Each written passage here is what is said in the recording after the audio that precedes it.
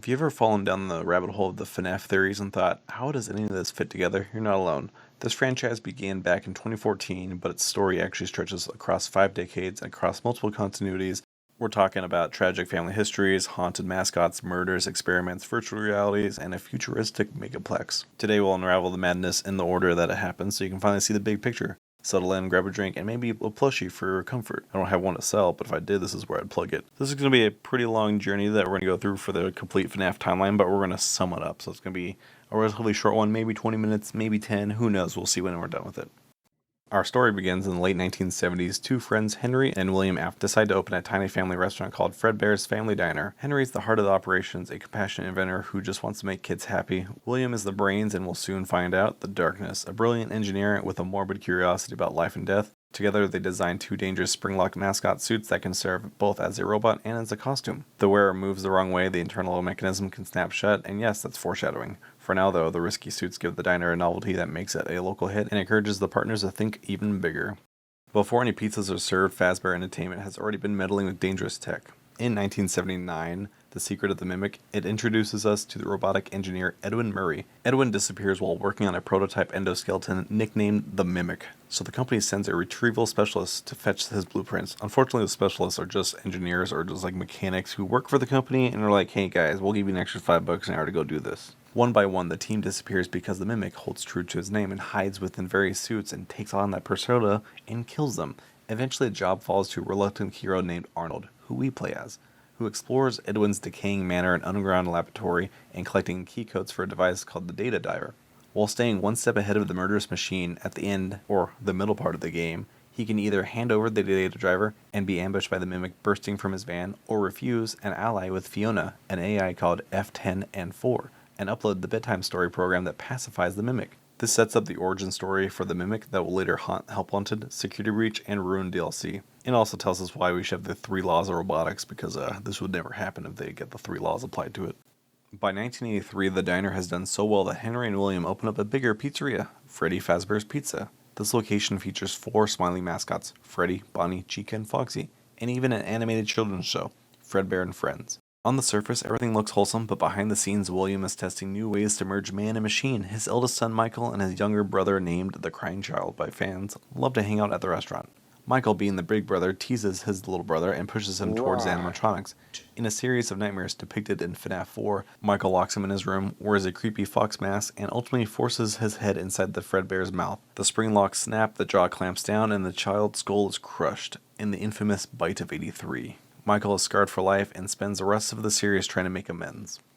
While the Afton Boys just roughhouse, that's all that was, nothing else? Nothing else? Henry tinkers with a security puppet meant to keep the kids safe. Tragically, his daughter Charlotte is locked outside by her peers on a rainy night. William drives by and sees her alone and ends her life. Somehow, the puppet drags itself through the storm, finds Charlotte's lifeless body, and lays beside her. Her spirit fuses with the machine, and this ghostly figure, the puppet, also called the marionette, will later guide other lost souls and tries to fix the mess the adults made.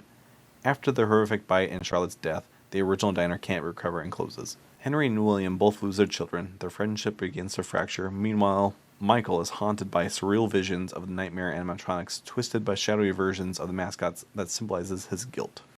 2 years later, William's obsession crossed the point of no return. In a back room, he lures 5 unsuspecting children and murders them. Stuffing their bodies into mascot suits, the atrocity became known as the Missing Children's Incident. Soon, guests complain about foul smells, leaking from the character's mouth and eyes. The restaurant shuts down yet again. The spirit of Charlotte, now inhabiting the puppet, finds the dead kids and places masks over their face in the Give Gifts, Give Life minigame. This ritual binds their souls to the suits of Freddy, Bonnie, Chica, Foxy, and the old Fredbear costume now known as Golden Freddy. From here on out, the animatronics are literally haunted. Widowy. Henry withdraws after his daughter's death, focusing on obscure projects. In the novel continuity, he even constructs an animatronic designed to kill him. In the main timeline, he lays low for decades, waiting for the right moment to end William's reign of terror. Between 1985 and 1987, the company tries to refurbish the old robots with new technology, then quietly disassembles them. In 1987, Fazbear's Entertainment reopens yet again with a new and improved Freddy Fazbear Pizza. This time, the mascots are brightly colored toy animatronics outfitted with facial recognition and parental control software. While the puppet watches over the prize counter, the original haunted robots are tossed into the back room, where they fester, gather dust, and grow resentful. In FNAF 2, we play as Jeremy Fitzgerald, a night guard tasked with surviving the toy robots and their deranged predecessors. Over the course of a 2-week run, more kids mysteriously disappear and the puppet does its best to manage the chaos. On the last day, one animatronic bites Jeremy's frontal lobe, the notorious bite of 87, and the restaurant closes again. The toy models are scrapped, but the haunted originals are spared yet again for future installments. Sometime after this fiasco, another Freddy's location opens. The decrepit spring bodysuit sits in a hidden room while the other animatronics prowl. A friendly-sounding phone guy leaves tapes for the night guard, but is ultimately killed by Golden Freddy. William's son Michael, desperate for redemption, takes a job under the fake name Mike Schmidt and survives 5 nights of jump scares in the first 5 nights at Freddy's. On a secret 6th night, he plays with the robot's AI, making them more aggressive. Management fires him. The place finally closes its doors at the end of 1993.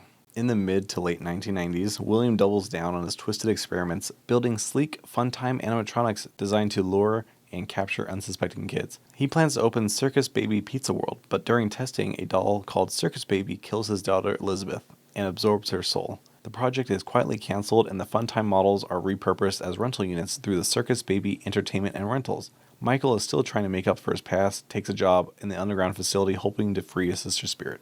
In 5 Nights at Freddy's, sister location, Michael repairs the Funtime robots at night while listening to a sarcastic guide in the eerily sympathetic voice of Circus Baby. Meanwhile, William sneaks into a shuttered Freddy's to dismantle the haunted animatronics. When the ghosts are freed, they corner him and force him to hide in the old spring bodysuit. The springs snap and crush him, transforming the purple guy into Springtrap. Back in the underground facility, the Funtime robot's souls merge into the Ennard and trick Michael into entering a scoping room. They rip out his organs and wear his skin like a disguise, thanks to the substance called Remnant, a molten metal containing souls.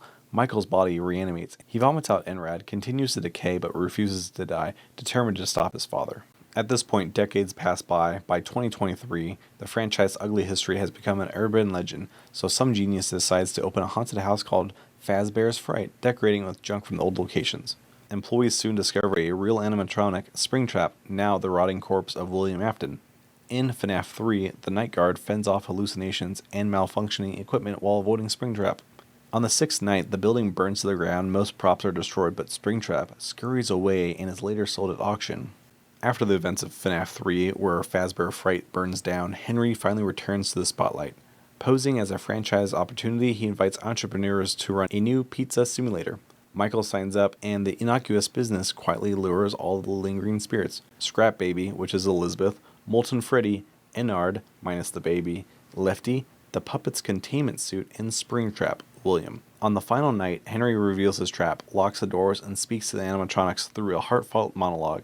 He apologizes to the children, tells William that his crimes cannot be forgiven, and sets the building ablaze. Henry and the machines burn together, sending William's spirit into purgatory, depicted in the Ultimate Custom Night, where he is tormented by the souls he wronged.